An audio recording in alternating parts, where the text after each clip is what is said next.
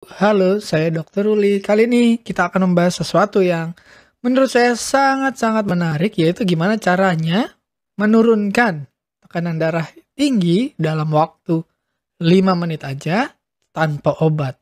Nah, pasti semua pengen tahu, terutama Anda yang biasa tensinya selalu tinggi atau biasanya tensinya normal dong.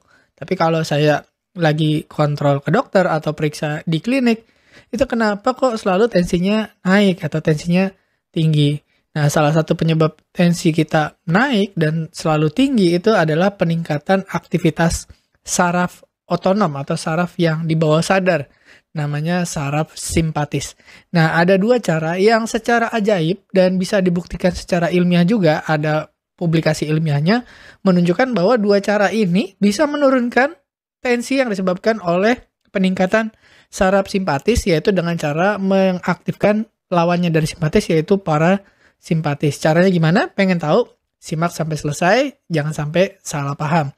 Oke, yang pertama, cara yang pertama nih, keajaiban pertama adalah dengan latihan peras atau latihan meremas gitu ya, namanya latihan otot isometrik. Jadi dibandingkan antara latihan isometrik yang cuman diem aja dengan yang berulang-ulang, misalkan push up, sit up ya, atau lari kardio, mana yang lebih efektif menurunkan tekanan darah? Dan ternyata adalah latihan isometrik, yaitu yang mudah sekali. Jadi contoh misalkan objek yang diperas dengan satu tangan, misalnya botol atau bantal kecil. Nah, saya biasa pakai handuk ya, misalkan ada pasien datang kemudian tensinya tinggi, padahal biasanya di rumah bilangnya, dok saya nggak pernah tinggi, tapi kalau lagi kontrol ke dokter atau lagi periksa di klinik kok naik gitu. Atau biasanya memang tinggi dan pengen gimana dok caranya supaya saya bisa ngurangin obat tensinya. Nah, caranya saya ajarin, ini boleh pakai botol atau bantal atau apapun. Kalau saya biasanya pakai handuk seperti ini, ya diremas Bapak Ibu. Diremas seperti ini sampai otot-ototnya juga terasa kencang ya. Nah, usahakan ini dua tangan, ya dua-dua tangan. Ya, dilakukan seperti ini sampai kelihatan ototnya keluar gitu ya. Nah, berapa lama melakukan ini? Ternyata lakukan ini selama 2 menit ya, namanya kontraksi isometrik. Jadi tidak perlu angkat beban, cuman gini aja ya. Tidak perlu keras sekali, nggak usah ya. Yang penting kelihatan ototnya kerja gitu ya. Tahan selama 2 menit ya, kemudian istirahat, dilepas ya. Lepas pelan-pelan 2 menit ya. Terus peras lagi 2 menit, terus dilepas lagi 2 menit. Peras, lepas 2 menit, 2 menit, 2 menit ya.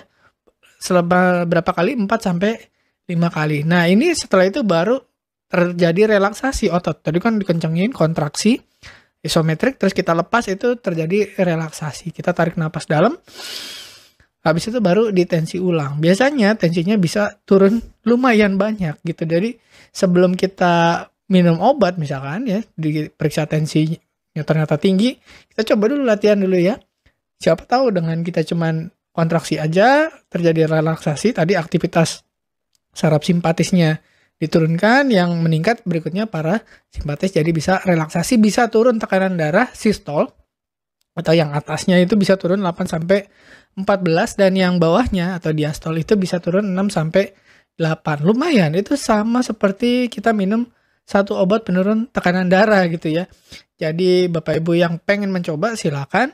Nah, dari penelitiannya ini baru mau dibuat, namanya randomized control trial. Ini baru ada protokolnya, tapi sudah banyak yang membuktikan dan itu lumayan berhasil bisa mengurangi dosis obat hipertensi, bahkan bisa stop obat gitu ya kalau sering ngelakuinnya. Nah, seberapa sering dari penelitiannya itu disarankan ya paling nggak 7,5 minggu rata-rata baru bisa tensinya stabil rendah gitu ya, 7,5 minggu. Jadi sekitar 2 atau 3 bulan kita lakukan latihan seperti tadi setiap hari selama 3 bulanan lah ya. Ya cukup mudah lah sebenarnya, harusnya bisa. Ya, pasti Bapak Ibu bisa melakukan di rumah. Nah, yang latihan kedua nih. Nah, kalau kita pengen latihan yang kedua itu jauh lebih mudah sebenarnya karena tanpa alat. Kalau yang tadi kita masih butuh alat ya, yang ini tanpa alat, yaitu dengan cara apa? Pernapasan dalam.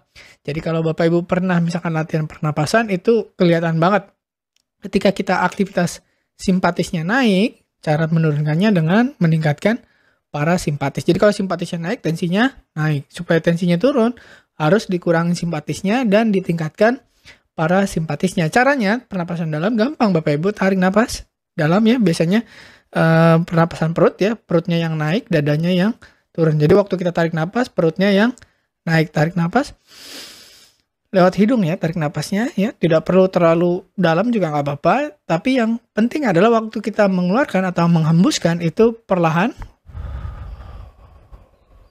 Kalau bisa lewat mulut, harus 2 kali lebih panjang daripada waktu kita tarik napas. Jadi tarik napasnya misalkan 4 hitungan, hembuskannya 8 hitungan.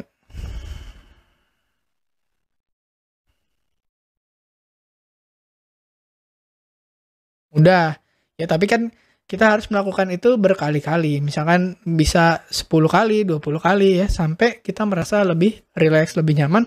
Setelah itu kita bandingkan tekanan darah sebelum kita pernapasan dalam dan tekanan darah setelah pernapasan dalam.